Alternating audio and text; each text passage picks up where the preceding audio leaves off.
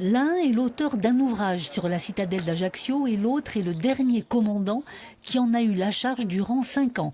Petite leçon d'histoire en leur compagnie pour remonter à l'époque génoise et à la pose de la première pierre en 1492, pierre fondatrice du développement de la ville. En 1492, c'est Domenico de Negroni, c'est lui qui est chargé de la fabrication par Gênes, de la fabrication de la ville d'Ajaccio, qui à l'époque est un château, c'est pas une ville. Et en fait, lui, il dit non, moi je veux avoir un espace identique à celui de Savone, pour avoir véritablement un lieu bâti. Deuxième figure centrale, le Fratino, principal fortificateur de Philippe II d'Espagne, qui arrive en 1563.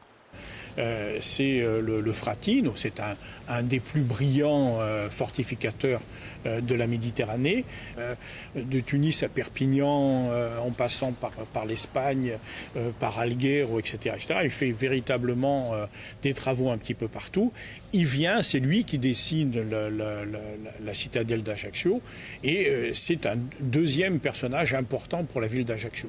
Si l'histoire politique de la citadelle va s'avérer plutôt agitée avec deux autres personnages emblématiques, Pascal Paoli et Napoléon qui marquent le XVIIIe et l'époque française, son histoire militaire, elle, est relativement paisible. Quand on regarde les murs, les remparts tels qu'ils sont, justement, on s'aperçoit que la citadelle n'a jamais été prise d'assaut, en tout cas jamais été prise de vive force. Pourquoi? Parce que sinon, le boudin, c'est-à-dire le cordon qu'on voit, parfaitement, qui a été totalement authentifié par les archéologues en 2016. Le cordon est d'origine, il est du XVIe siècle. Et si la citadelle avait été prise d'assaut, donc avait eu une histoire militaire très tourmentée, symboliquement le cordon aurait été martelé, c'est-à-dire buriné.